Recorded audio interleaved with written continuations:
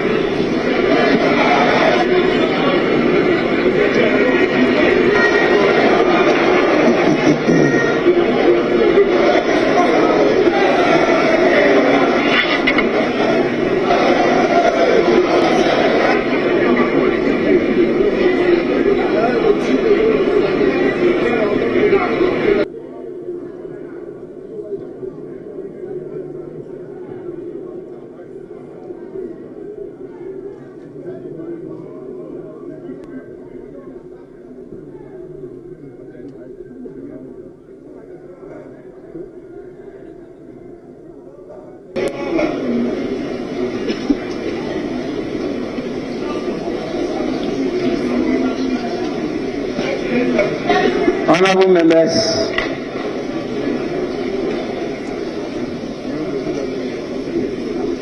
on your behalf, I want to warmly welcome His Excellency Nana Addo Akufo-Addo, President of the Republic of Ghana,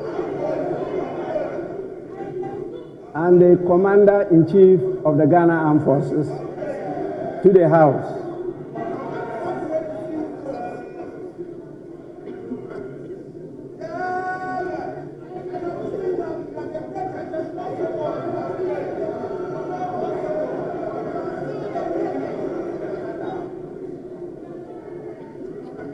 Before I invite him to perform a very important constitutional duty, kindly allow me to acknowledge the presence of the following people.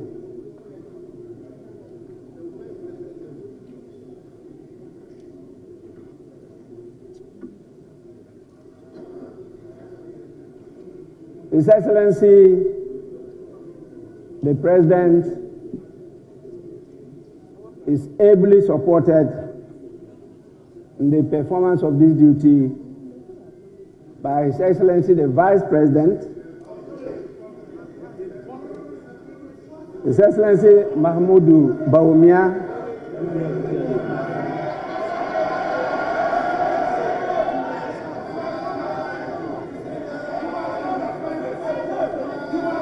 we also have the presence of Her Lordship, the Chief Justice, Justice Gertrude Tukonu,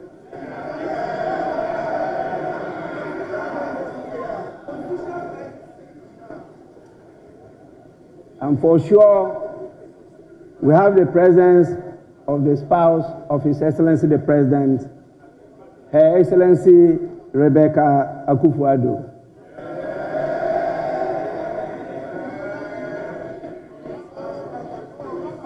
And His Excellency the Vice President is with his better half, the spouse, Her Excellency Samira Baumia.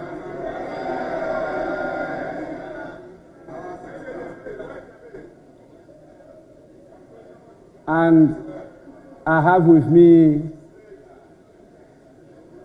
my wife,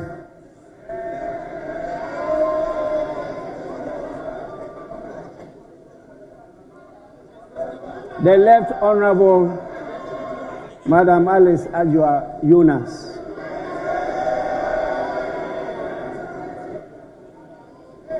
Her Excellency, our Ladyship, the Chief Justice, is accompanied by her spouse, Mr. Francis Tokunu.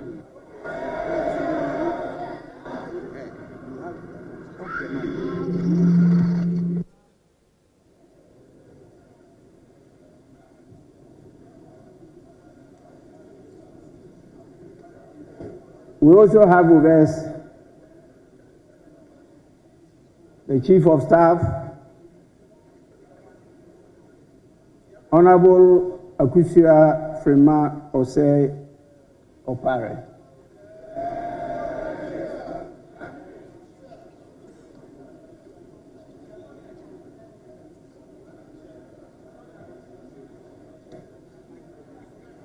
We could not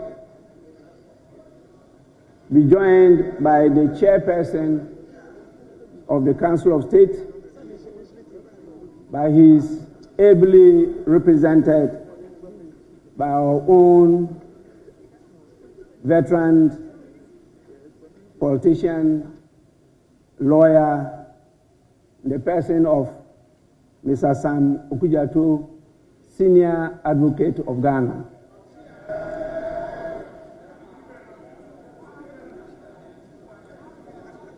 We have with us the evergreen former president, His Excellency John Ajekum Kufuor.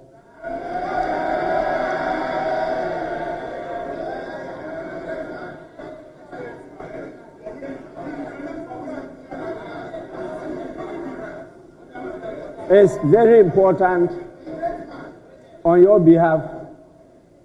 I thank him for always being with us here in this house.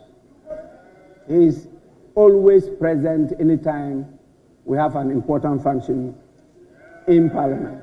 And we are extremely grateful to you, Your Excellency. We also have another very important partner of us.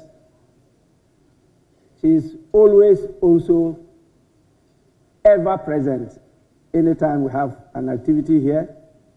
I'm referring to Her Excellency, the former First Lady, Nana Konadu Agyeman-Rawlings.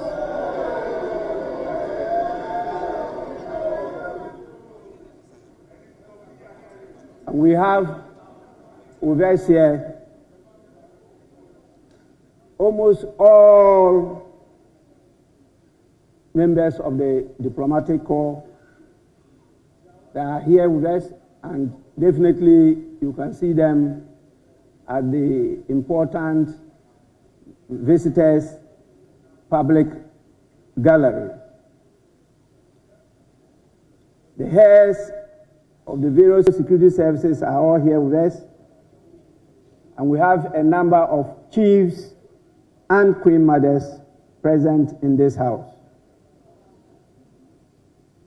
We are blessed with the presence of our religious leaders who actually keep us healthy by always praying for us and making sure that the blessings and favor of the Almighty God remains with us forever and ever.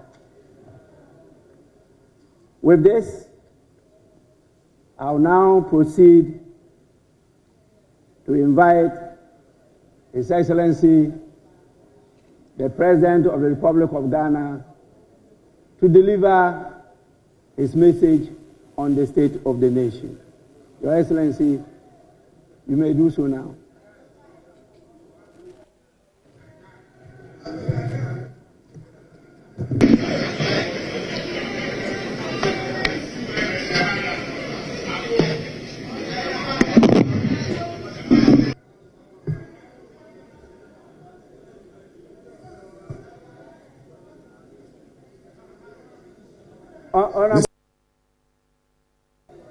Honorable members, please.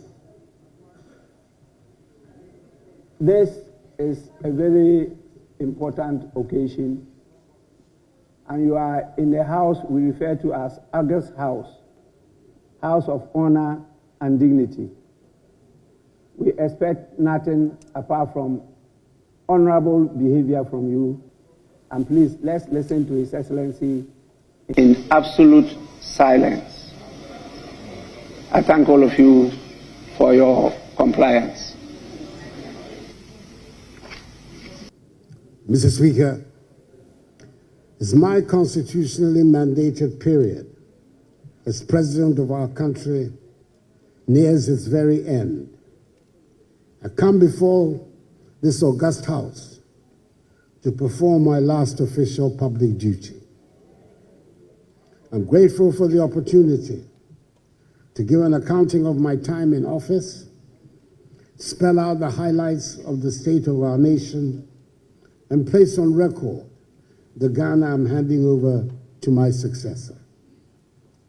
In accordance with protocol and convention, it is good to see that my wife, First Lady Rebecca Akufo-Addo, Vice President Mahamadou Bawumia, Second Lady Samira Bawumia, the spouse of Mr. Speaker, Mrs. Alice Adjoa Jonas Bagbin, Chief Justice Gertrude Tokunu and spouse, and justices of the Supreme Court, the representative of the chairperson, Mr. Sam Okujeto, and members of the Council of State, Chief of Staff at the Office of the President, the Honorable Akosua Fremont Oseo Parry, and officials of the Presidency, Secretary to the Cabinet, Ambassador Mercy Deborah Karakari, Chief of Defense Staff of the Armed Forces, Lieutenant General Thomas Opong Pipra, the Inspector General of Police, Dr. George Akufo-Dampare, and the various service chiefs are all present. The Speaker, the House is also duly honored by the welcome attendance of the former President of the Republic, John Agyekum Kufuor, former First Lady Nana Konadu Agyeman-Rawlings, and the Dean and members of the Diplomatic Corps. Mr. Speaker, before I commence my message on the state of the nation, I want to put on record that I am deeply saddened by the devastating fire at Kantomanto Market, which took place yesterday, and has left many traders and their livelihoods in ruins. My thoughts and prayers are with those affected, and I extend heartfelt sympathies to the hard-working traders who have lost their goods and investments. Government stands with you and will work with relevant agencies to ascertain the causes of the fire and to provide the needed support. As a nation that is unite in compassion and solidarity to help those who have suffered losses, together we can extend a helping hand to our fellow Ghanaians in need during this challenging time. Mr. Speaker, it is important to state at the outset that serving the Ghanaian people as president has been the greatest honor of my life. It has been one of great challenges and even greater triumphs, one that has demanded every ounce of my energy, commitment, and love for our beloved country. My vision has always been to see a Ghana that is self-reliant, prosperous, and united, a beacon of hope democracy, and opportunity in Africa and beyond. That vision remains undimmed, and I'm confident that the strides we have made together will propel Ghana to even greater heights. Mr. Speaker, the first responsibility of a government is the safety and security of the state and its people. I'm happy to report that our country's territorial integrity is intact and all our borders are secure. In a neighborhood of widespread instability, it is no longer an assumption that we can make that our land will be safe and secure. Ghana, by the grace of God, remains the only country in the neighborhood that has not fallen victim to terrorist violence. It has taken a lot of concerted effort, and dare I say a lot of money, to enable us to protect our country from the ravages of the variety of terrorist groups operating and destabilizing other countries in the neighborhood. I wish to pay great homage to the security services and their ministerial leaders for the work they do every day to keep us safe. Mr. Speaker, it gives me no great pleasure to state that an important and integral part of the fabric of our society and the hallmark of our traditions, chieftaincy, continues to be a source of insecurity and destabilization. Upon coming into office, we worked hard with considerable assistance from the Committee of Eminent Chiefs, Otumfuo Asantehene, the Nairi, and the Yabonwura, to bring finally a resolution to the conflict which had blighted the ancient kingdom of Gabon for many, many years. Bringing peace to Gabon remains one of the high watermarks of my time in office, and I had been so looking forward to counting it with pride as the top of the list in resolving chieftaincy disputes and conflicts. Unfortunately, the sad situation in Boku must necessarily dampen any enthusiasm about the resolution of chieftaincy problems elsewhere. It is a matter of great regret and distress to me personally that in spite of our best efforts, the Boku conflict remains unresolved. Boku is unhappily not the only area of chieftaincy conflict. In judging from the experience of other parts of the country, I will have to mark chieftaincy as a growing source of insecurity that will continue to require a lot of attention. It is clear that part of that process is the need to strengthen the capacities of the Ministry of Chieftaincy and Religious Affairs and the Peace Council, the two frontline institutions responsible for dealing with chieftaincy and other disputes. Mr. Speaker, in my inaugural speech at my swearing in my first term on 7th January 2017, and early on in that term, I made a public commitment to tackle galamsey, the phenomenon that had been ravaging our environment and destroying our lands and water bodies in the pursuit of mining our gold.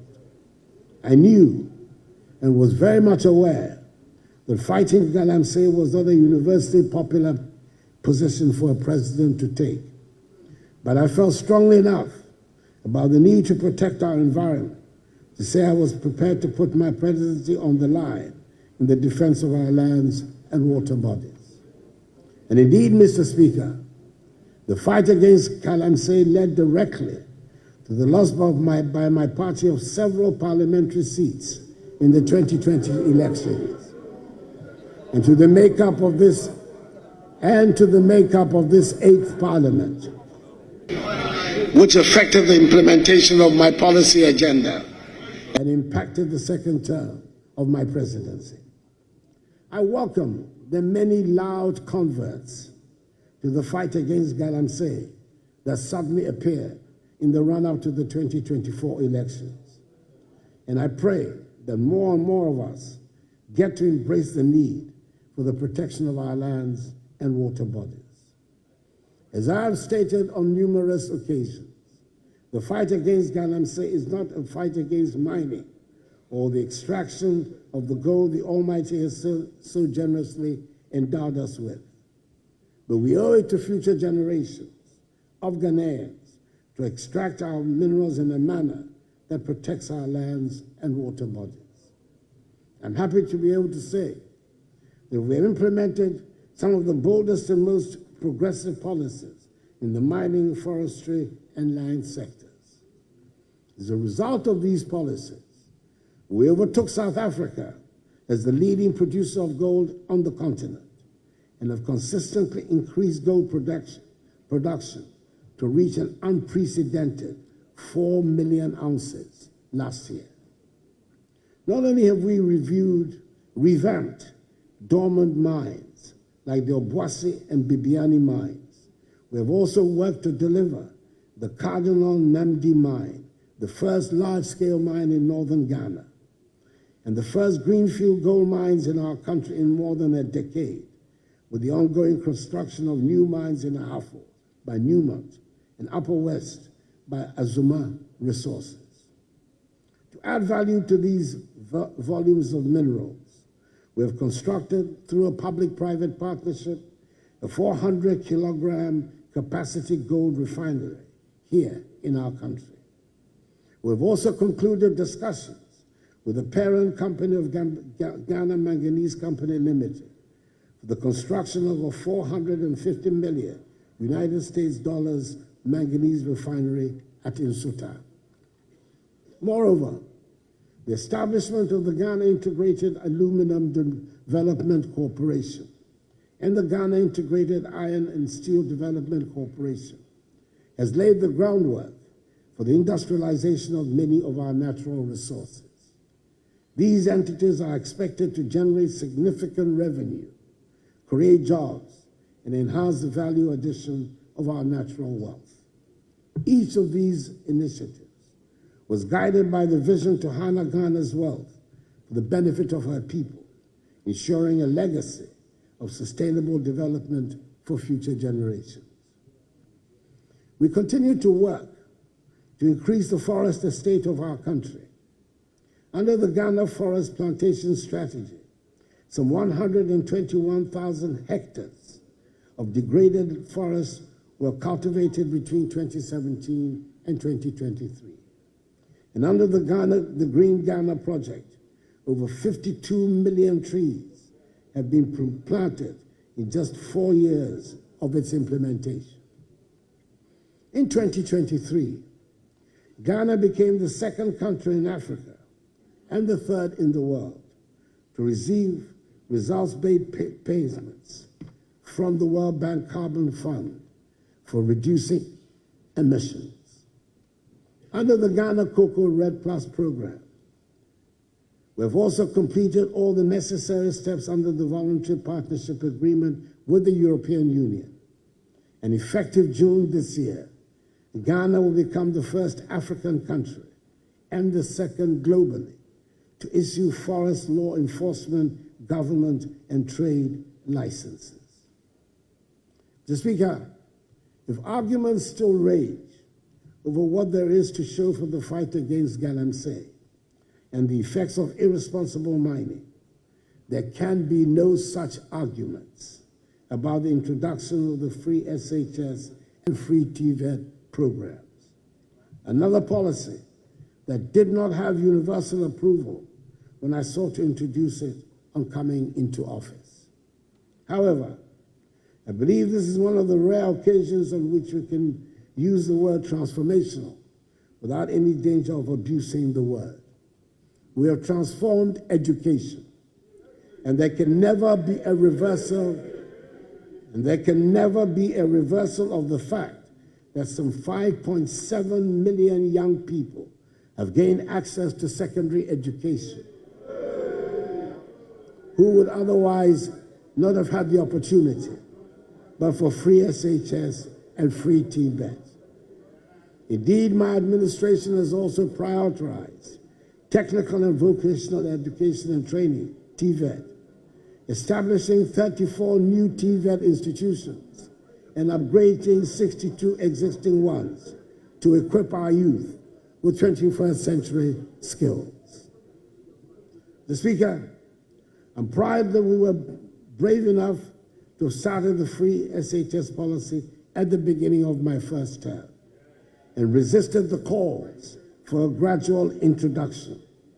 I'm glad that we've removed from the Ghanaian mindset the belief that secondary school education is only for people from certain households and families. From 2020, when the first cohort of free senior high school candidates sat for the WACC exam, Ghana has consistently recorded over 50% of candidates scoring A1 to C6 in all 4 core subjects. This marks a stark improvement compared to the years prior, particularly the period when pass rates in core subjects were largely below 50%. This year's results, the 2024 results, have maintained the laudable trend from 2020. Indeed, only 51.6% of candidates achieved A1 to C6 in English in 2016, compared to a much higher 69.52% in 2024. For integrated science, the pass rate improved from 48.35% in 2016 to 58.77% in 2024. Mathematics demonstrated the most dramatic progress, rising from a mere 33.12% pass rate in 2016 to an impressive 66.86% in 2024. Social studies followed a similar trend, improving from 54.55% in 2016 to 71.53% in 2024. Moreover, the 2023 WACC results stand out as the best in the history of the examination.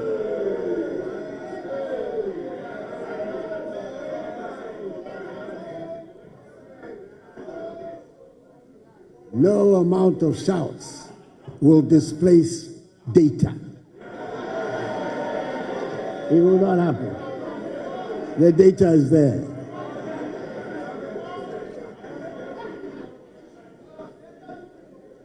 As the best in the history of the examination, with record-breaking performances across all core subjects.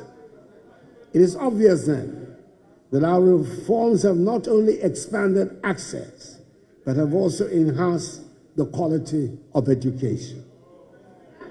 I am glad that we have elevated TVET and STEM to where they properly belong, and that they will no longer be seen as the option for those who cannot make the top grade. We have embarked on the development of 20 STEM centers and 10 model STEM senior high schools across the nation, and also constructed 186 new science laboratories nationwide. The other day, I commissioned the Accra STEM Academy, which is destined to play a key role in the future of STEM education in our country. These institutions are designed to provide hands-on learning experiences with cutting-edge facilities.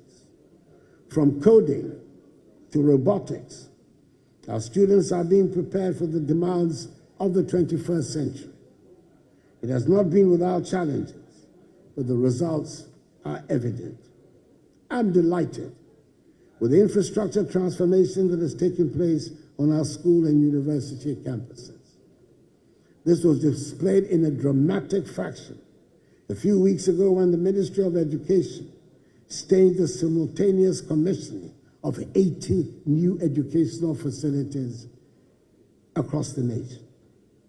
I do not suggest that we have finished what we set out to do, but we have certainly established what a kindergarten is supposed to be like. We've established what a primary school should be like. We've set standards for what constitutes a JHS. Science laboratories are now integral parts of junior and senior high schools, and computer tablets are available for all school children. Mr. Speaker, now we know and accept that a public school building can be painted in beautiful and attractive colors. Mr. Speaker, we have aimed to make the learning and teaching atmosphere a happy one for all school children and their teachers. We spend a lot of resources on education in the past 8 years, and I'm persuaded that it is money well spent, and the long-lasting benefits for our society will provide the justification for the expenditure. Mr. Speaker, it is impossible to make any meaningful accounting of my time in office without reference to the COVID pandemic. With the passage of time, it is easy to play down the extent of the catastrophe that have brought our world to a thundering halt and brought wild animals to lounge on highways. Do we remember that airports around the world were closed, and some 2 years after the formal end of the pandemic, worldwide shipping and cargo freight have not returned to normal? Schools were closed around the world, and it took courage to reopen our schools. And there are parts of the world that have not yet made up for the closure of schools necessitated by the pandemic.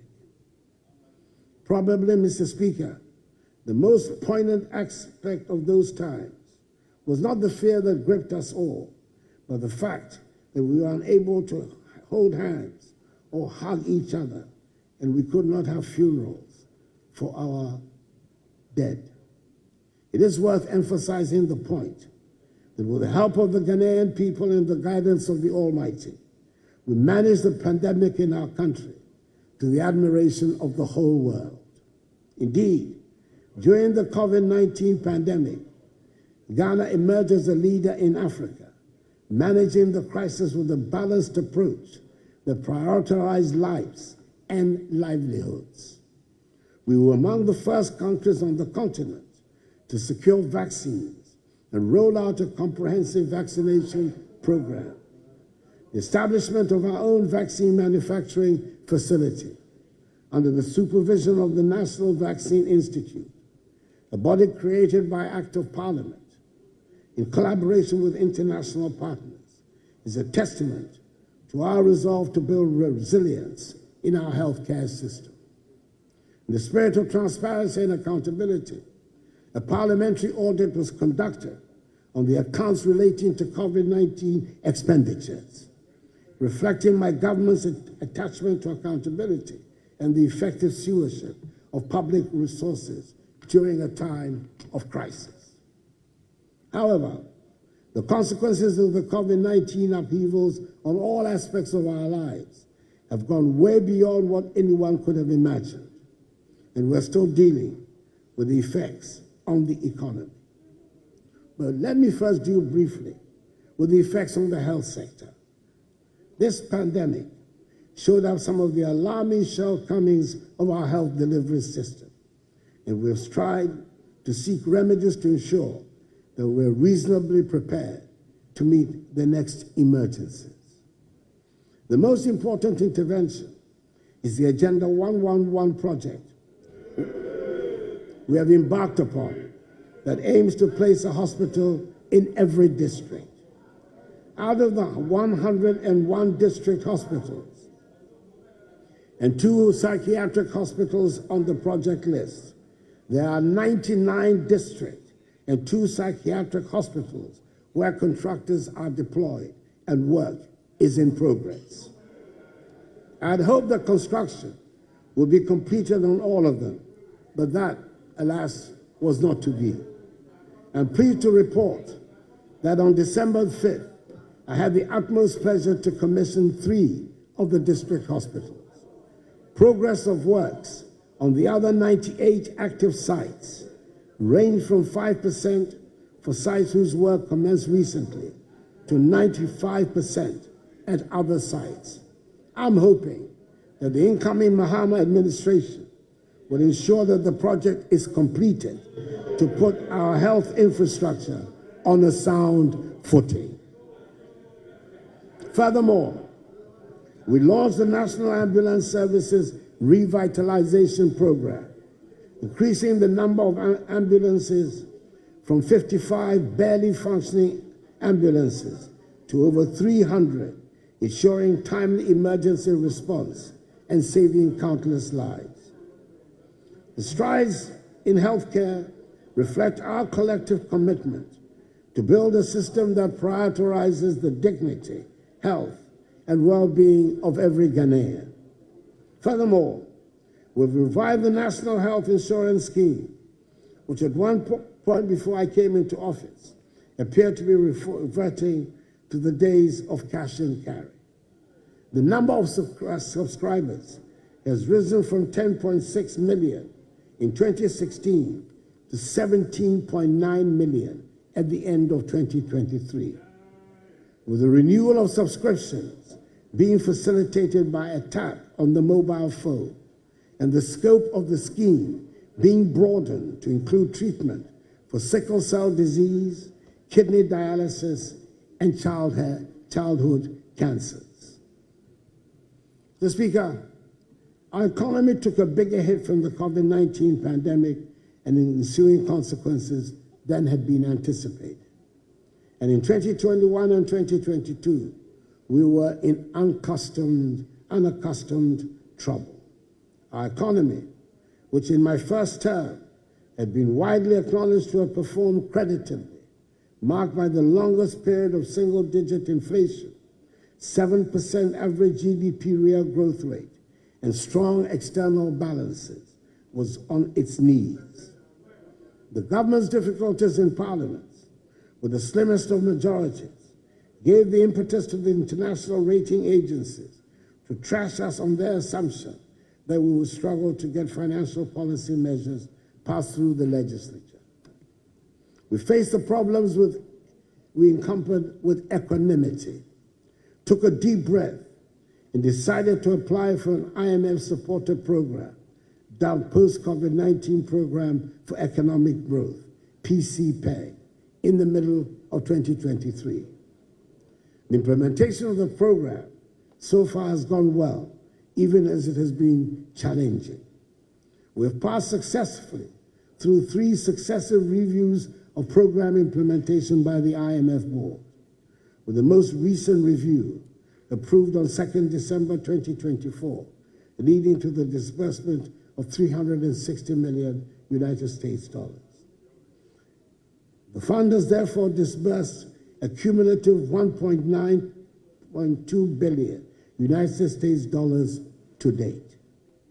At the moment, I'm able to say with confidence that the crisis is over, that the economy has recovered strongly and faster than projected.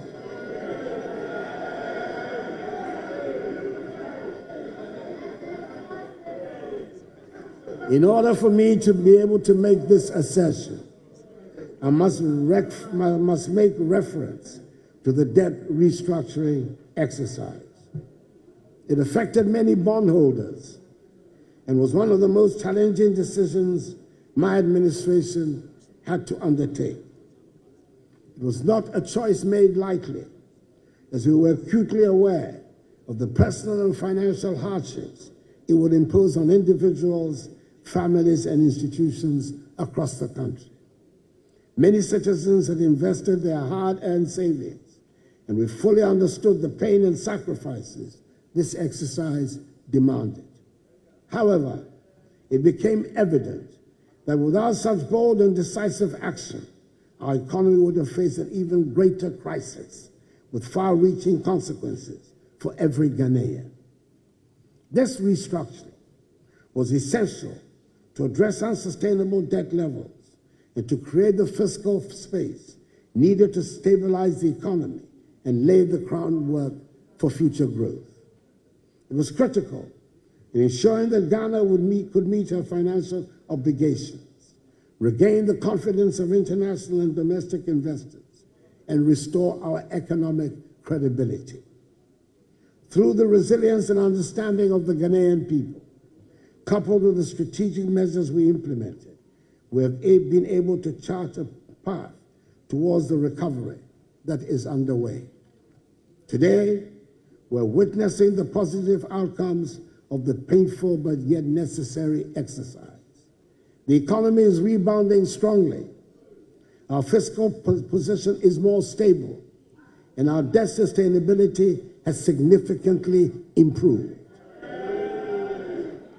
These developments have provided a solid foundation for sustained growth and development, ensuring that the sacrifices made by bondholders and other stakeholders will not be in vain, but rather the basis of Ghana's economic revival. Mr. Speaker, the country is not broke, as some propagandists want us to believe. We're handing over the country with gross international reserves of almost 8 billion United States dollars. This is more than the 6.2 billion United States dollars of gross international reserves my administration inherited in 2017. Economic growth. The noise will not shut out the statistics.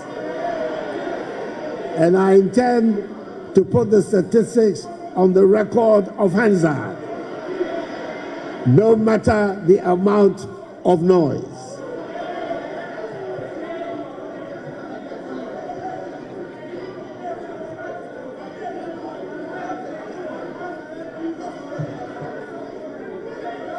Mr. Speaker,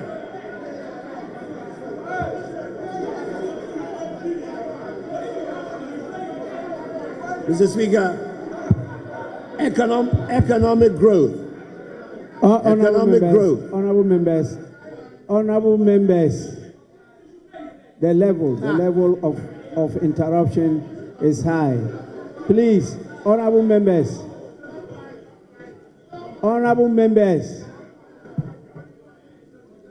His Excellency the President is not out of order. Please.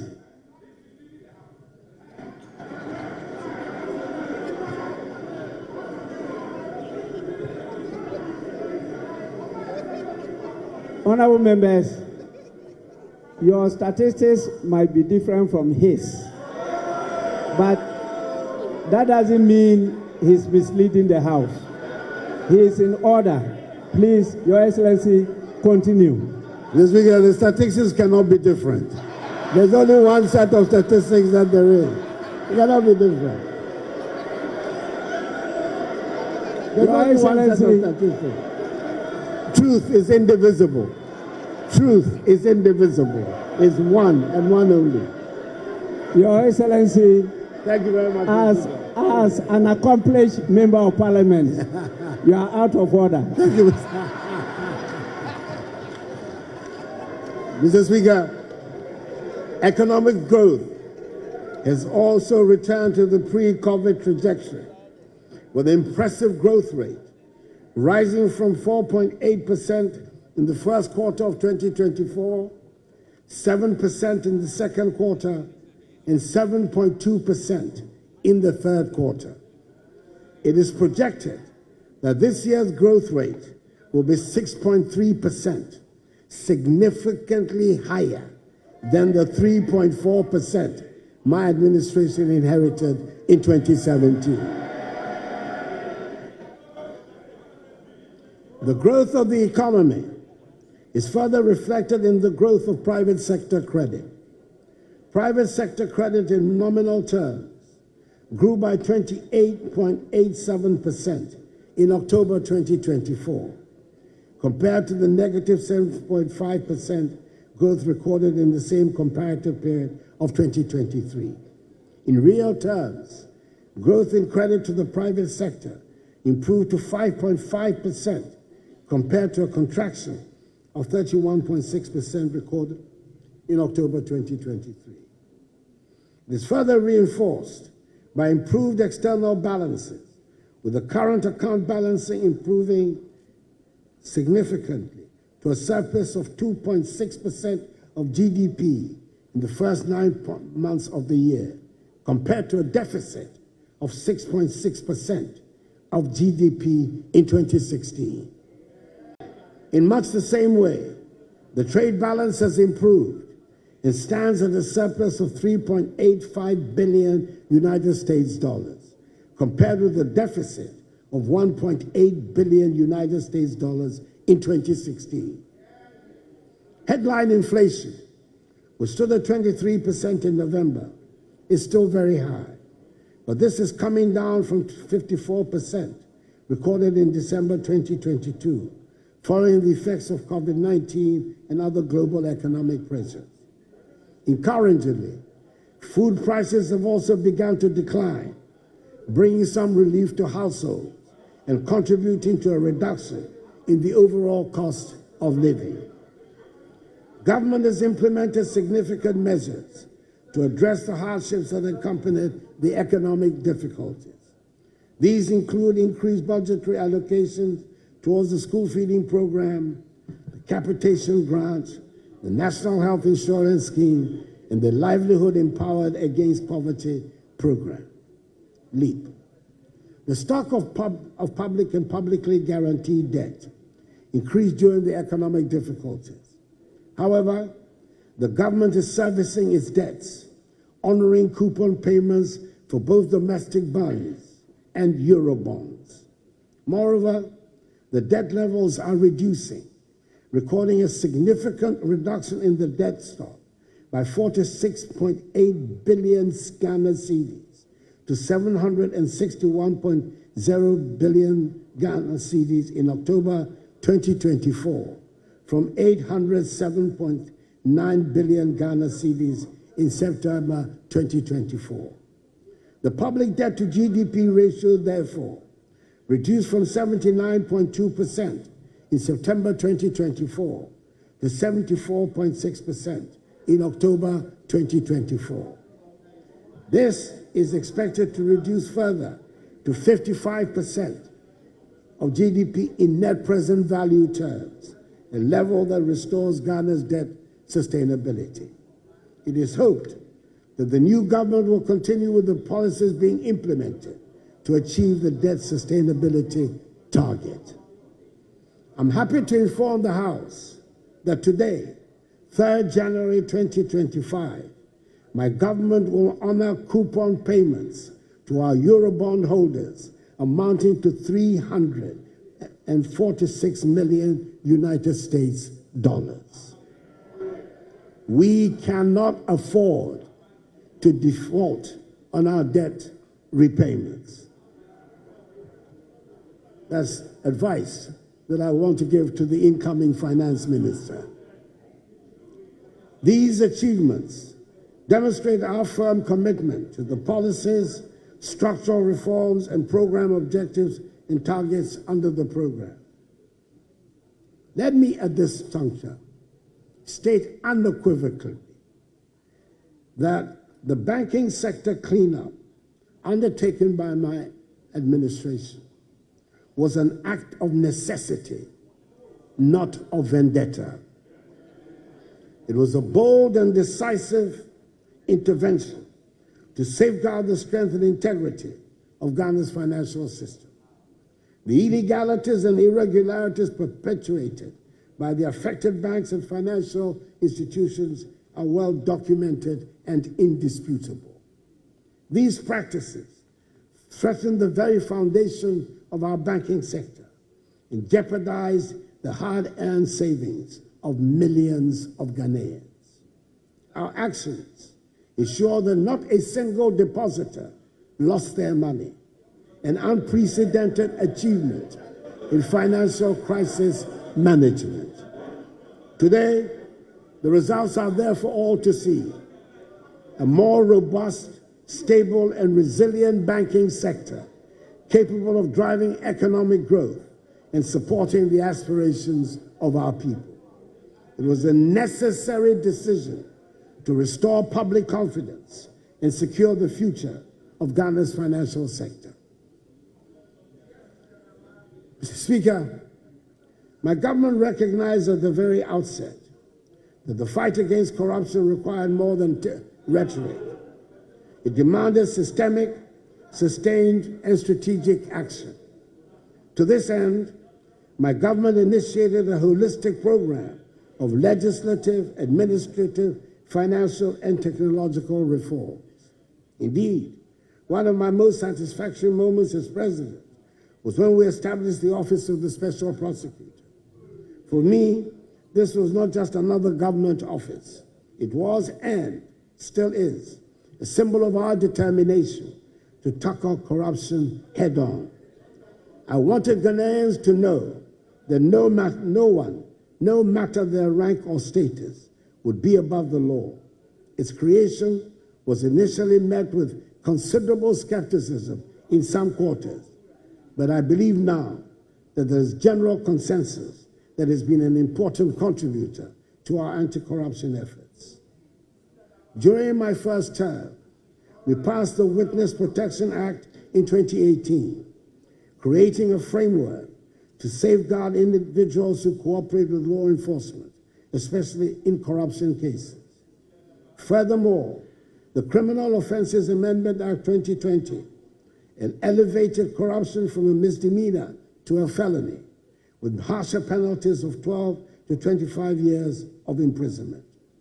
We also enacted key laws, such as the Fiscal Responsibility Act, the Revenue Administration Amendment Act, and the Anti-Money Laundering Act, all of which have strengthened our institutional framework to combat corruption and ensure accountability. We ensured that all allegations of corruption leveled against appointees were duly investigated by independent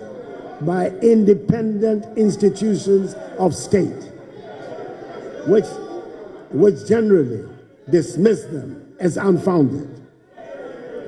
Budgetary support for accountability institutions has also witnessed unprecedented increases. For instance, from 2017 to 2023, SRA's budget increased by 99%, Parliament's by 100%, the Office of the Attorney General by 162%, the Audit Service by 258%, and the police by 274%. These investments reflect my administration's commitment to empowering these institutions to discharge their mandates effectively, which means that the tools needed to exact accountability from all public office holders, including those of my own government, have been considerably sharpened. The application of these tools, whilst respecting as it should due process and the rule of law, however, should pose no problem, no fears for any honest public office holder. I remember the early days of these reforms when skepticism abounded. People asked, will this really make a difference? Today, the numbers speak for themselves. The Auditor General's report for 2023 showed a reduction of 5.2 billion cedis in financial irregularities, a 32% drop from the previous year. You're not listening to me. You're not listening to me. I've just explained to you. From the previous year, I just said so. Listen, open your ears and listen to me. Mr. Speaker, my government has undertaken impressive reforms to strengthen Ghana's judiciary, enhancing both capacity and accessibility. Key achievements include addressing court infrastructure challenges with the construction of 100 courthouses, 90 of which have been completed and are operational, making it the biggest single infrastructural intervention for the judiciary in our nation's history. The establishment of the Court of Appeal complex in Kumasi, along with 20 townhouses and a guest house for justices in the northern sector, now enables appeals from 11 regions to be handled locally, reducing delays in justice delivery. Additionally, the implementation of the e-justice system has digitized case management and streamlined processes, solidifying the judiciary's role as a bulwark of Ghana's democracy and development. Moreover, the Law House, a modern facility for the Office of the Attorney General, has now been completed. Mr. Speaker,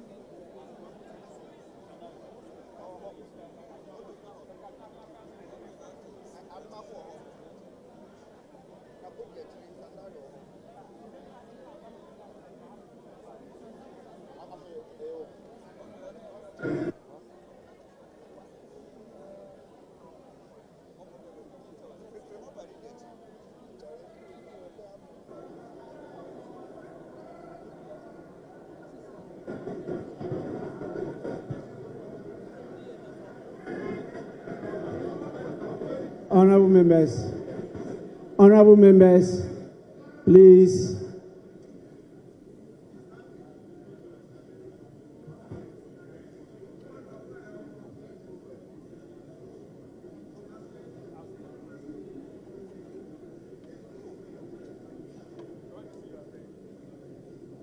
Let's have some order and let's continue with the business. Your Excellency, you may do so now. Thank you very much, Mr. Speaker. Apologize for that. Mr. Speaker, as I was saying, infrastructure development has been a cornerstone of this administration. The construction and rehabilitation of over 12,000 kilometers of roads have improved connectivity and reduced travel times. These projects have not only facilitated trade, but also enhanced access to essential services. It is fitting, therefore, to acknowledge that this administration has constructed more roads and interchanges than any other in our nation's history. In the Greater Accra region alone, we have completed the Pokwase Interchange, Tema Motorway Interchange Phase 1, Obetebi-Lamte Interchange Phase 1, the East Legon Underpass, and recently, the Flower Pot Interchange. Beyond Accra, we have also delivered the first ever interchanges in the Eastern region at Sohum and in the Northern region at Tamale. Each of these projects tells a story of commitment, foresight, in a Ghana that is continuously moving forward. There are 14 additional interchanges currently underway across Ghana, each at different stages of completion. In Greater Accra, we're building interchanges at Obetebi-Lamte Interchange Phase 2, Nungwa, Ajingrano, Bone Barrier, Pram Pram, Dawenya, Savannah, and Tema Motorway Phase 2.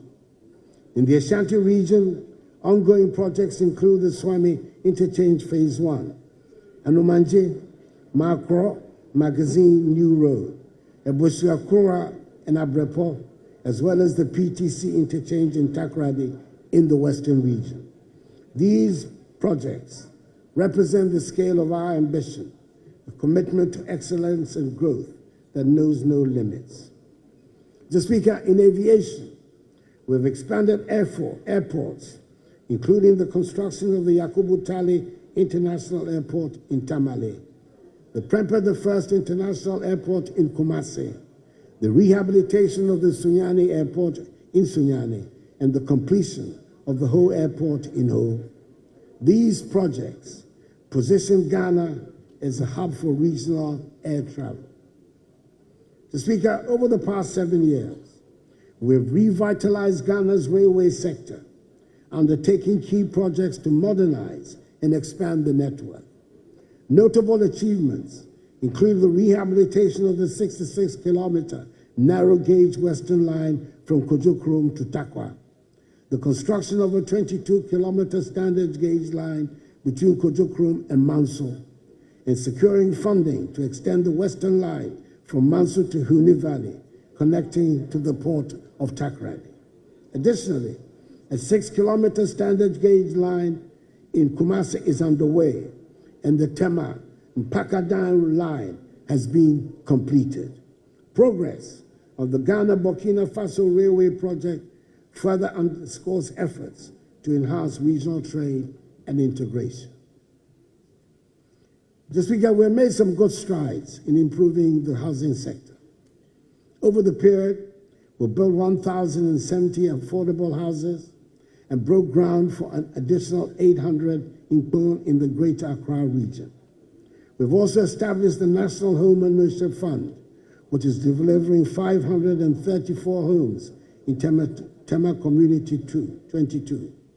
We delivered the 1,000 homes to the security services and are delivering 600 homes for public servants through the Bungalow Redevelopment Program. Mr. Speaker, the transport sector has also seen the deployment of electric buses in major cities, reducing carbon emissions and aligning with our climate change commitments. These advancements signal Ghana's commitment to building a sustainable transport infrastructure for the future. Behind every completed road and bridge is the story of lives transformed, farmers reaching markets, students accessing schools, and families connected. Mr. Speaker, my government has prioritized the modernization of Ghana's maritime infrastructure, with the Takoradi Harbour standing is a shining example of this commitment. The port has been transformed into a world-class facility, enhancing its capacity to meet the demands of modern trade and of the oil and gas industry. In November 2024, I commissioned the state-of-the-art oil and gas services terminal, a $100 million investment, which serves as a hub for oil field operators, logistics service providers, and other key players in the energy sector. Additionally, I launched a dry bulk terminal and the Atlantic Services Container Terminal, diversifying the port's capabilities and solidifying its role as a critical player in regional and international commerce. We've also begun the processes for the construction of another modern port at Kita. These efforts are positioning Ghana as a leading logistics and shipping hub in Africa, creating jobs, boosting investor confidence, and ensuring sustainable economic growth for our nation. Mr. Speaker, agriculture remains the backbone of our economy, and our investments in this sector have been transformative. Through the distribution of over 2.7 million bags of fertilizers and improved seedlings, we have increased crop yields and enhanced food security. For example, maize production increased by 110%, rice by 48%, and soybean by 150% between 2017 and 2023. The establishment of 140 agricultural mechanization centers and the rehabilitation of irrigation schemes have modernized farming practices and reduced dependence on rain-fed agriculture. The establishment of warehouse facilities under the One District, One House initiative has also helped reduce post-harvest losses by 30%. The net effect of these policies is that our agricultural GDP growth rate rose significantly from 2.7% in 2016 to an average of 5.7% in 2023. Our cocoa sector has also witnessed remarkable improvements, with productivity increasing from an average of 450 kilograms per hectare to 800 kilograms per hectare, making Ghana a leader in sustainable cocoa production. The living income differential policy, a policy agreed to by President Alassane Ouattara of Côte d'Ivoire and myself, under the aegis of the Strategic Partnership Agreement between our two countries, which is a fixed premium of 400 United States dollars per ton, added to the selling price of cocoa beans, irrespective of fluctuations in market prices, ensure that our hard-working cocoa farmers receive a fairer share of the global value chain, indeed, receiving the highest prices in the history of the cocoa industry in Ghana. We were told by the minority leader on the campaign trail and in the presence of the now president-elect that my successor will increase the price per bag of cocoa from the current 3,100 cedis to 6,000 cedis.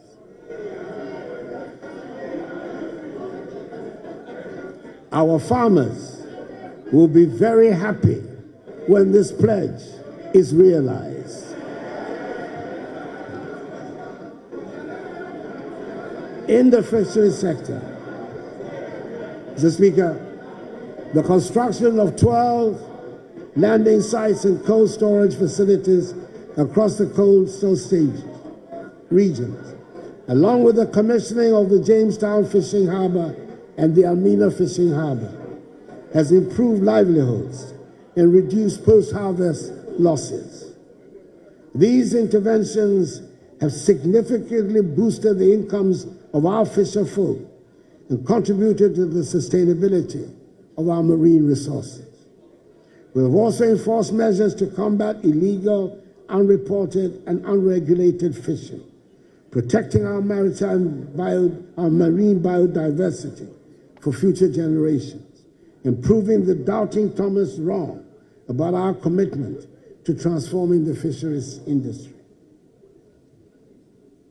Mr. Speaker, Ghana has made significant progress in expanding electricity access, with the electricity access rate increased to 88.85%, up from the 79.3% I inherited. In renewable energy, completed projects such as a 4-megawatt floating solar PV at Bui and a 15-megawatt solar PV at Kaleo, together with a 100-megawatt solar PV under construction at Bui and a mini-grid electrification program in Ada East, have advanced efforts to reach the 10% renewable energy target by 2030. Mr. Speaker, it is worth emphasizing that I inherited a nation plagued by doomsday, but I'm very happy to say that I leave office with the lights on.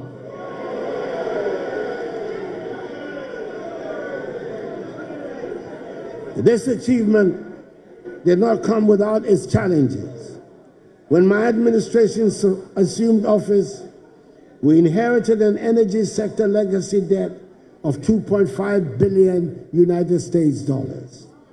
The Energy Sector Recovery Program, developed by government and the World Bank, projected that this debt would balloon to a staggering $12.5 billion United States dollars within 5 years if no decisive actions were taken. We knew that such a scenario would cripple the sector, undermine investor confidence, and plunge the nation back into darkness. Mr. Speaker, we got to work immediately. Through tough negotiations with independent power producers, prudent financial management, and targeted interventions, we've been able to stabilize the sector while keeping the lights on. I'm pleased to report that we've kept the energy sector legacy debt to $2.5 billion, the same level we inherited, and have averted the $12.5 billion debt scenario, despite the rising costs of energy production and the global economic challenges that have unfolded during my tenure. The energy sector has been truly transformed, and I'm leaving office confident that the foundations we have laid will serve this nation well for generations to come. Mr. Speaker, one of the most notable milestones of my administration has been the creation of 6 new regions: Western North, Ahafo, Bono East, Oti, Northeast, and Savannah. This historic achievement responded to decades of passionate advocacy by local communities for a governance structure that brings development closer to the people. Today, these regions stand as evidence of our commitment to equitable development, with enhanced access to public services, infrastructure, and economic opportunities for millions of Ghanaians. Additionally, my administration championed a bold vision for local governance by advocating for the election of Metropolitan, Municipal, and District Chief Executives, MMDCEs. Though the process was unfortunately aborted, I remain hopeful that in the not-too-distant future, this vision will become a reality. Such a reform would deepen democratic accountability and empower citizens to shape their local governance directly, ensuring that Ghana's democracy continues to grow stronger and more inclusive. Mr. Speaker, the youth are the heartbeat of our nation, and we have implemented programs to empower them. From the National Youth Authority reforms to sports infrastructure development, we've ensured that young Ghanaians have the tools and opportunities to thrive. The construction of some 150 AstroTurf pitches across the country and the rehabilitation of existing stadia have bolstered Ghana standing as a hub for international sports, including hosting successfully, despite all odds, the 2023 All-Africa Games. Creating an entrepreneurial climate has been a cornerstone of my administration's vision for empowering Ghana's youth. From the establishment of the National Entrepreneurship and Innovation Programs, NEIP, in 2017, with a $10 million United States seed fund, to the transformative Greenhouse Estate Project and Entrepreneurship and Innovation Center in 2020. We have supported 15,000 startups, trained 250,000 young entrepreneurs, and created over 100,000 jobs.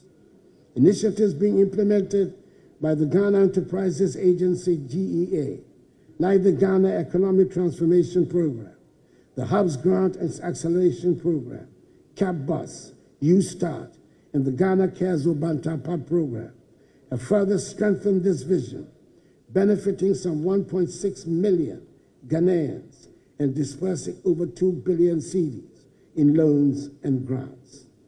These efforts have sparked innovation, created jobs, and laid the foundation for a thriving entrepreneurial ecosystem, leaving a legacy of opportunity and growth. Mr. Speaker, in tourism, the Year of Return in 2019 and Beyond the Return initiatives attracted over 1.5 million visitors. These campaigns not only boosted our economy, but also strengthened ties with the African diaspora, positioning Ghana as a premier destination for cultural heritage and investment. The establishment of ecotourism sites and cultural heritage projects has further diversified our tourism offerings, attracting global attention. One of the significant undertakings in this sector has been the renovation of the Kwame Nkrumah Mausoleum. This celebrated site, dedicated to the memory of our first president, Kwame Nkrumah, has been transformed into a world-class facility that honors his legacy and attracts visitors from around the globe.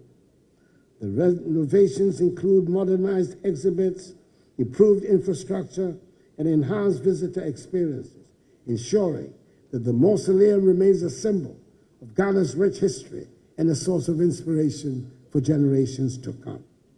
As visitors walk through the mausoleum, they are reminded of the sacrifices and vision that built the foundations of our nation. The Nationalism Park, which I recently commissioned, and which commemorates other important personalities in our independence struggle, like Nii Kwabena Boni, Usuala Tamanche, and the legendary 3 ex-servicemen of the 1948 Christiansborg Crossroads shooting fame, Sergeant Ajete, Corporal Atipo, and Private Odate Lampe, has also been added to this development, as will be the proposed Heroes Park, whose sword I cut recently, and whose purpose will be to celebrate the legendary Big Six of UGCC fame and other great figures of our path to freedom. Mr. Speaker, our security forces have been equipped with modern tools and training to safeguard the nation. The establishment of foreign operating bases, such as the one I commissioned some 2 weeks ago in Ezinlibo, in the Western region, the Barracks Regeneration Project, the equipping of the military and police, with the police receiving helicopters for the first time in our nation's history, the acquisition of advanced surveillance systems, and recruitment of over 10,000 police officers have enhanced our capability to combat threats and maintain peace. The successes of our anti-terrorism programs and cross-border security initiatives reflect our commitment to national and regional safety. In line with our commitment to aligning with international military norms and enhancing the authority of our top military officials, I'm pleased, as Commander-in-Chief of the Armed Forces, to announce the elevation of the Chief of the Defense Staff, TDS, to the rank of General, and the Chiefs of Staff, the Chiefs of Army Staff, Navy Staff, Air Force, and the Chief of Staff at the General Headquarters to the rank of Lieutenant General or its equivalent.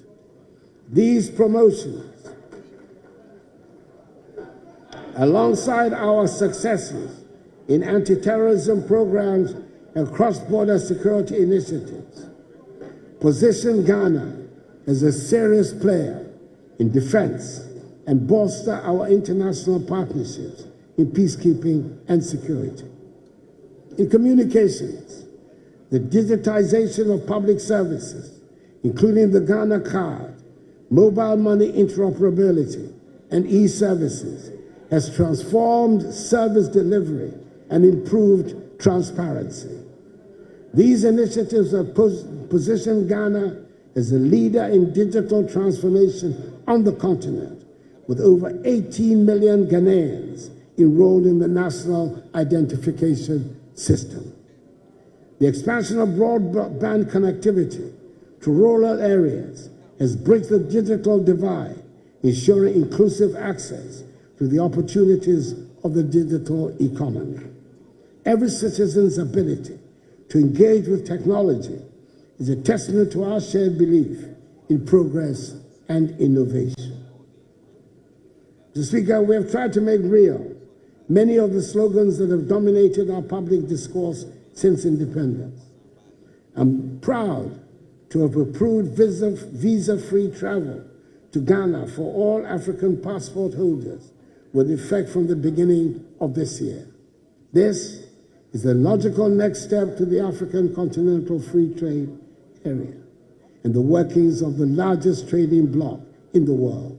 All these are essential elements to the realization of the AU's Agenda 2063, which envisages an integrated and connected Africa by 2063.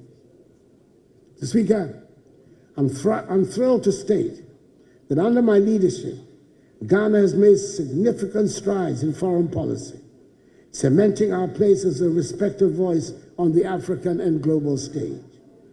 It was during my tenure that Accra was unanimously chosen by the authority of heads of state and government of the African Union to host the Secretariat of the AFCFTA, a crucial phase in Africa's journey towards economic integration. We also secured Accra as hostess of the Climate Vulnerable Forum Secretariat, a grouping of 56 countries, reaffirming Ghana's commitment to leading the fight against climate change for vulnerable nations. As chair of ECOWAS for 2 successive terms, I had the privilege of guiding our region through challenges of political instability and economic recovery.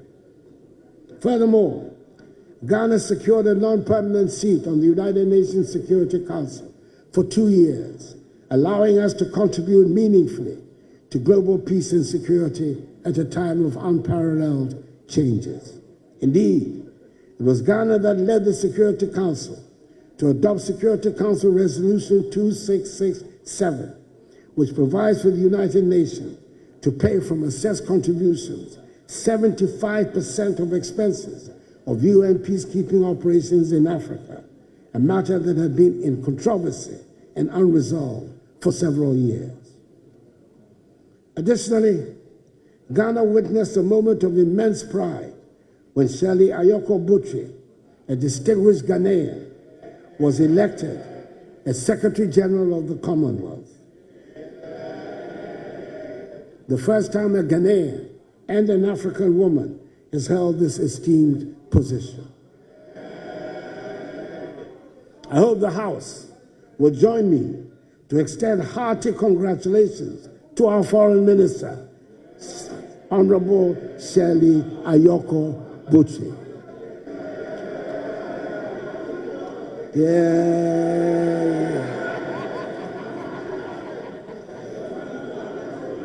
It is a prestigious position, and I'm sure she'll be a successful Secretary General and bring honor to Ghana. Another feather in the cap of Ghana's recent foreign policy has been the attainment this year of full membership of l'Organisation Internationale de la Francophonie, OIF, of which we have been an associate member for some 18 years. Our country, one of the few to be full members of both the Commonwealth of Nations and La Francophonie, has the opportunity to play a constructive role as a bridge between the Anglophone and Francophone worlds, particularly in Africa, enhancing our influence. These milestones reflect my administration's dedication to advancing Ghana's interests and strengthening our standing in the international community. Mr. Speaker, there is a subject that continues to attract a lot of public discussion, and that is the call by some for a review of the 1992 Constitution, under which we have operated in this Fourth Republic for the past 32 years. Mr. Speaker, there is no perfect constitution anywhere in the world, and with all its shortcomings, I would say that this constitution has served us well. It has provided the platform for the longest period of uninterrupted, stable, constitutional democratic governance in our history. A constitution does not kill the irritations of the democratic process. There's no constitution that will satisfy the desires of those who do not believe in the democratic process. I would suggest that in the approach of the calls for a constitutional review, we should be guided by the old saying, festine lente, the Latin adage for hasten slowly. In this spirit, I'll be forwarding the document prepared and submitted to me by the Constitution Review Consultative Committee on proposals for the review of the Constitution, along with the concerns and suggestions raised, to the President-elect for his consideration as he prepares to assume the responsibilities of leadership. Mr. Speaker, elections are the main planks of the democratic structure. We have just had the 9th set of elections since 1992. The losing presidential candidate called the winner to congratulate him and made a public concession 14 hours after the close of polls, which it is widely agreed were conducted in a competent, free, and fair manner. I doubt there are many such examples anywhere in the world. Yes, we should condemn the outbreaks of violence that followed and the assumption some had that because a presidential candidate had conceded defeat, the winning party should feel emboldened to cause mayhem. It appeared at one stage that the outbursts of violence would overwhelm the police, who, in my view, need to re-examine rapidly their methods for containing such incidents in the future. I say so without prejudice to the excellent job they did in supervising the electoral process itself. I'm hoping that we will soon reach the stage where the unnecessary tensions that are simulated to accompany our elections will disappear, and elections will become simply something that we do, and do without a fuss and with flair. The efficient, praiseworthy manner in which the Jean Mensa-led Electoral Commission has conducted the past two elections of 2020 and 2024, despite their challenges, is a significant contribution to this end. Mr. Speaker, I would like to take the opportunity of this august podium to congratulate again my friend, with whom I came into Parliament together for the first time in 1997, President-elect John Mahani Mahama.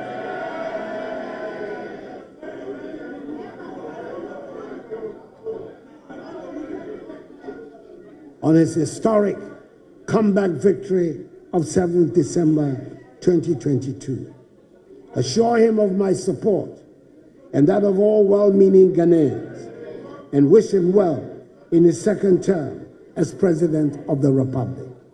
I take the opportunity also to congratulate Dr. Jane Nana Opoku-Agyeman, the Vice President-elect, the first woman to occupy that status in our history.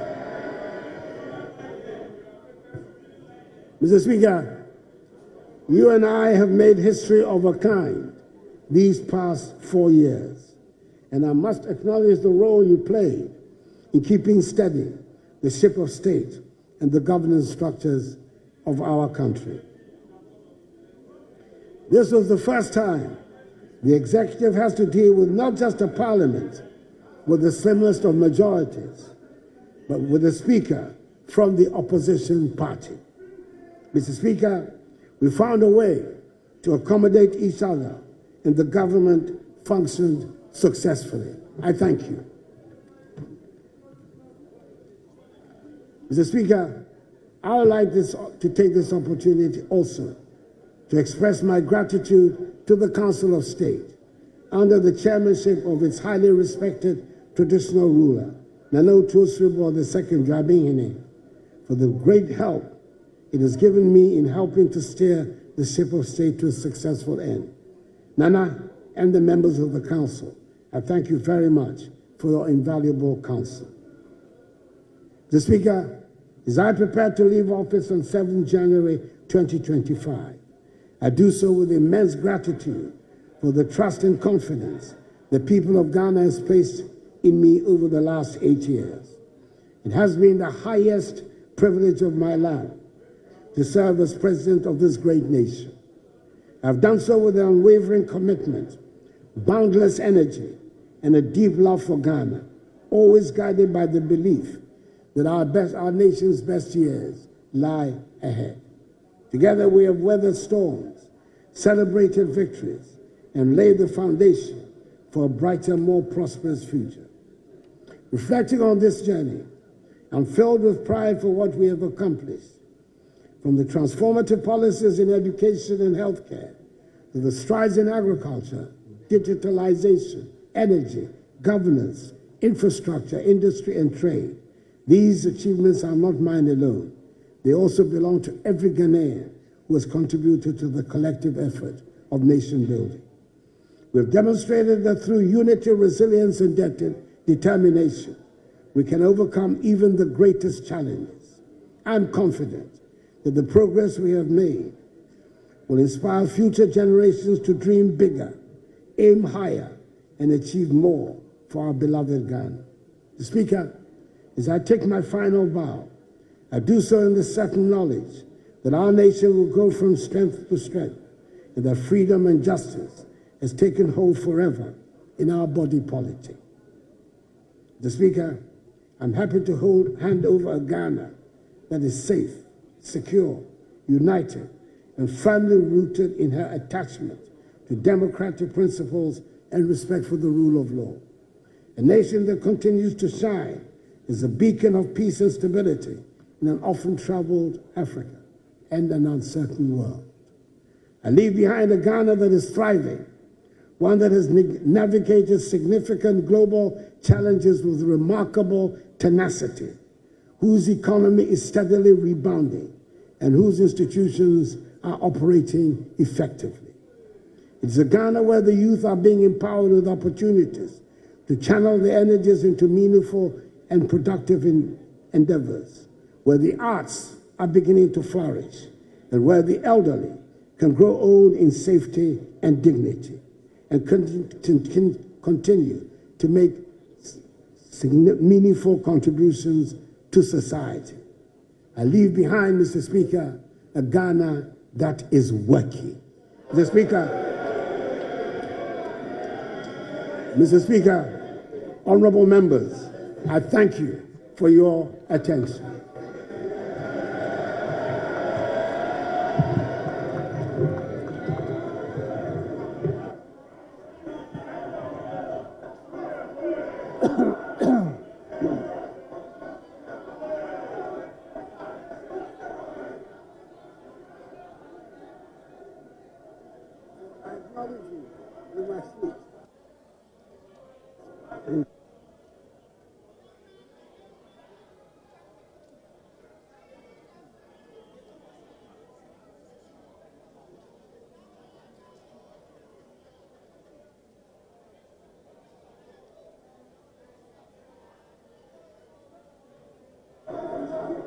Where's the clock?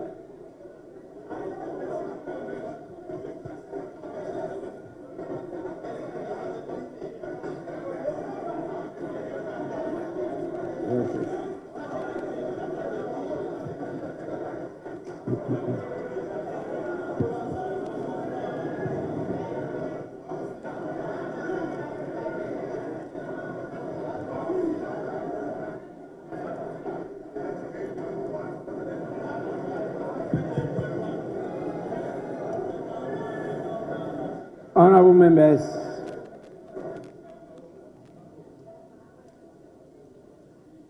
on your behalf, I with all humility convey the gratitude of the Parliament of Ghana to His Excellency the President for the message.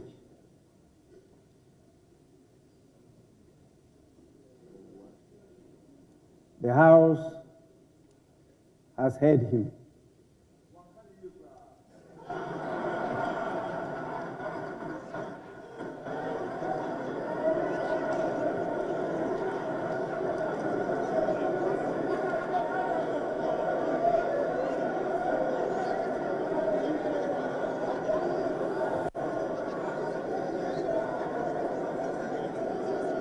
Honorable members,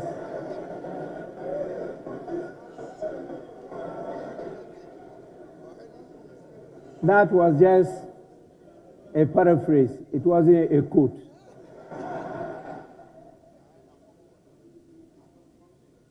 The quote is, "Minkani yekra."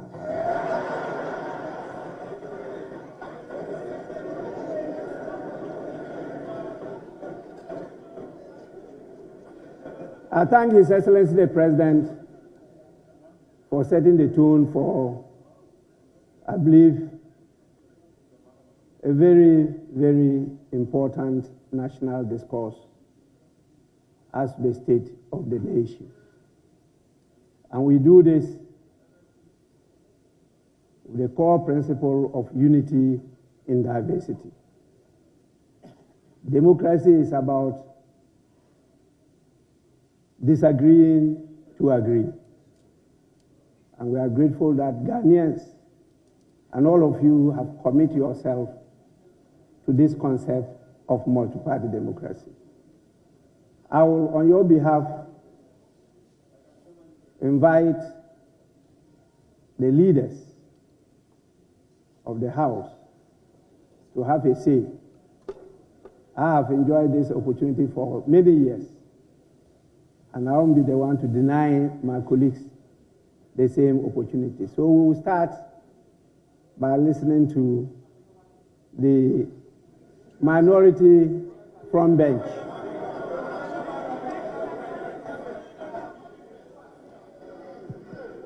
Thank you, Right Honourable Speaker.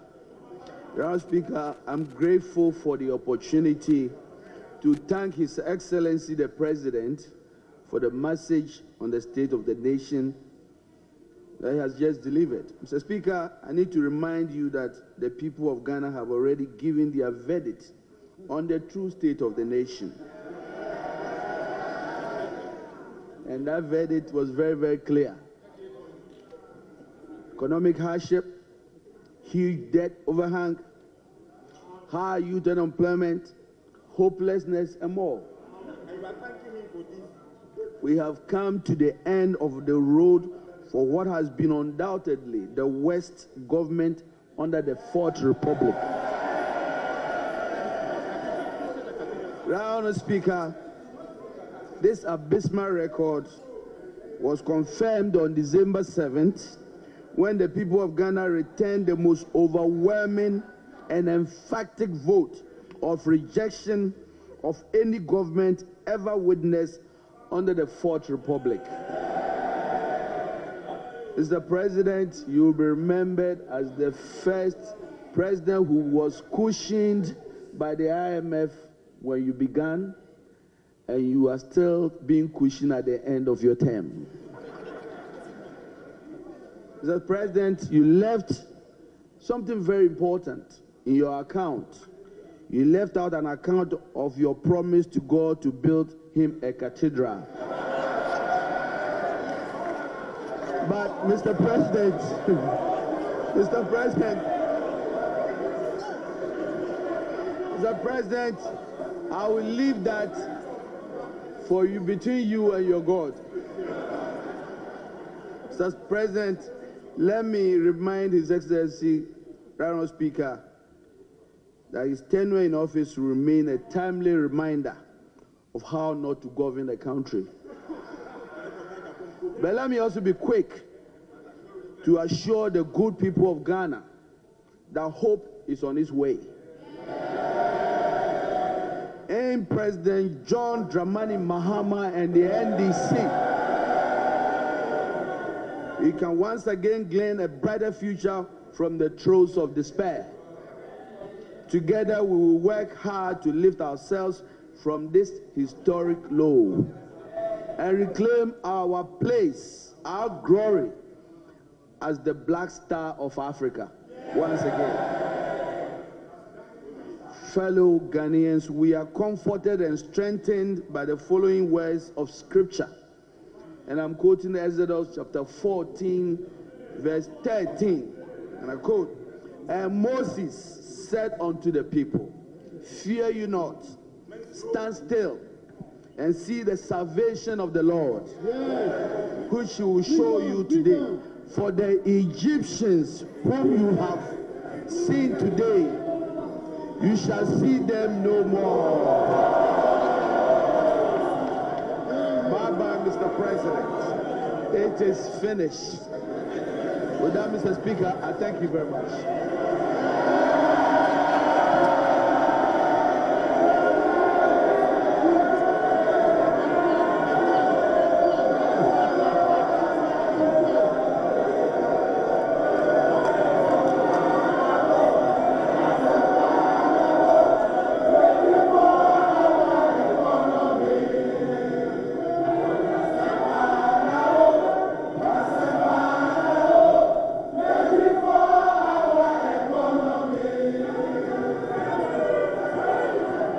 Honorable members, honorable members, honorable members, I've taken note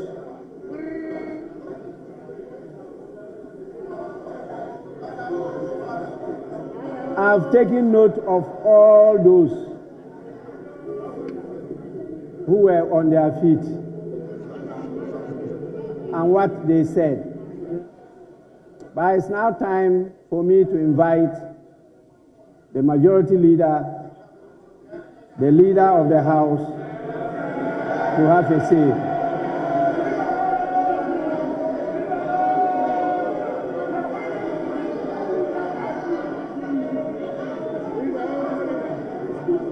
Mr. Speaker,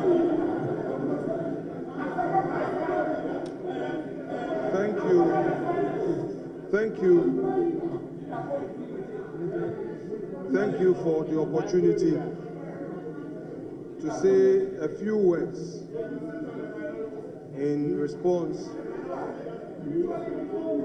to the statement on the state of the nation delivered by His Excellency the President. Mr. Speaker,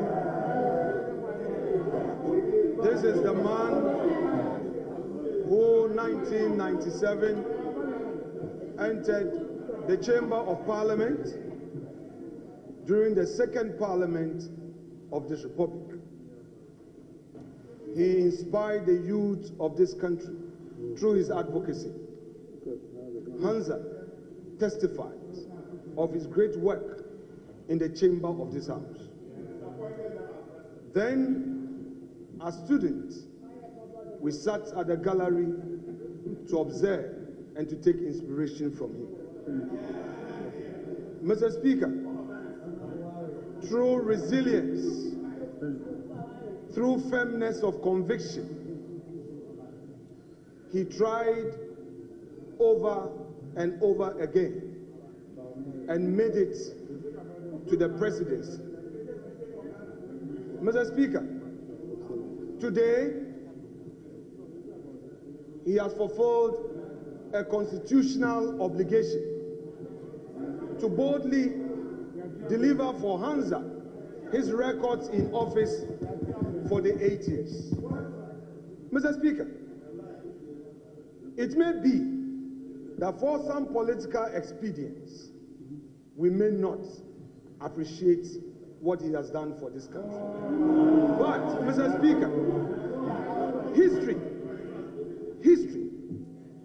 in its fair judgment, will state that there came an Akufo-Addo whose record in the educational sector of our country was unmatched and unequaled. Mr. Speaker, this is a man who is never afraid of challenges that confront him. Honorable members, please, please, please, silence, silence. Let's listen to the majority leader, please. Please. Mr. Speaker, he has given us data, which data tells us the record he came to meet and the record he's leaving us with. Mr. Speaker, the Agenda 111, a very ambitious policy to revive our health sector and to provide for the needs, the health needs of the many vulnerable communities, Mr. Speaker, which is also unmatched, is there for all of us to see. Mr. Speaker, above all, this president and his government have demonstrated that they have what it takes to keep our country safe. All around us, and by virtue of my being a member of the ECOWAS Parliament, I am able to say on authority the challenges our West African neighbors face in terms of security. This country is safe and secure, and it is a heaven for many West Africans who would want to invest in our country. This is a country we must be proud of. Mr. President, your country is proud of you. Democracy has experienced its best under your leadership. Today, we are being told that there's a new hope. That's no problem. It is supposed to be so. But soon, we will see the true colors of the umbrella. So, Mr. Speaker, I would want to say to my colleagues that you are yet to take over. We would be watching you for the next 4 years. And if indeed you have transformed,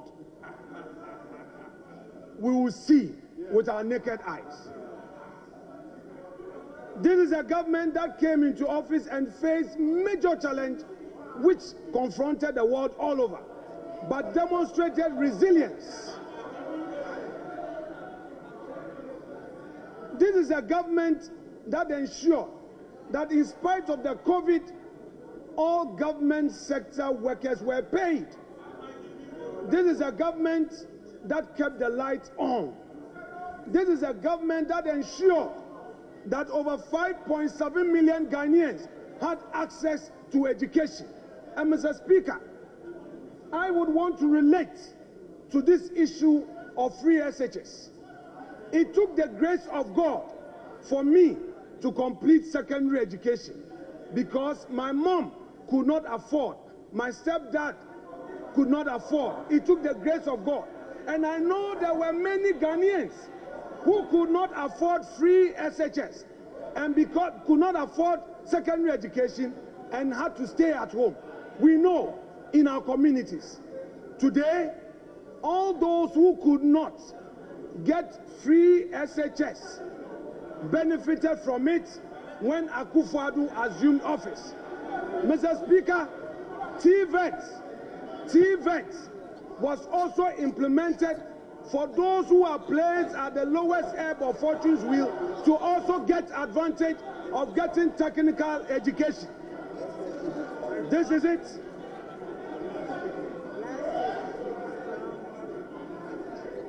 This is the record that Nana Addo Akufo-Addo is leaving us with, Mr. Speaker, posterity will be the utmost judge. And I repeat, soon and very soon, the Ghanaian people will see the true colors of this umbrella. I rest my case. Thank you, Mr. Speaker.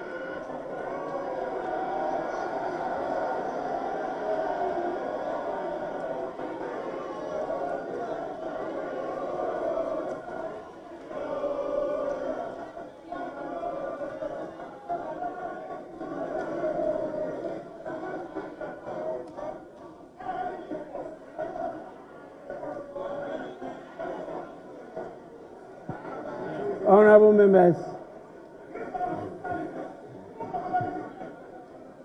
honorable members,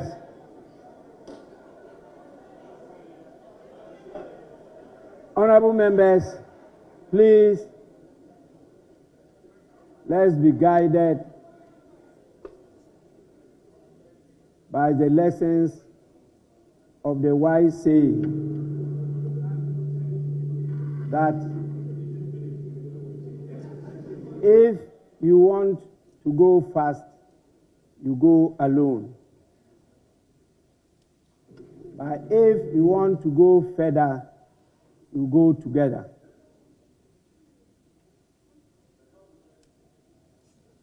I'm sure, as honorable representatives of your people, you understand the full import of this wise saying.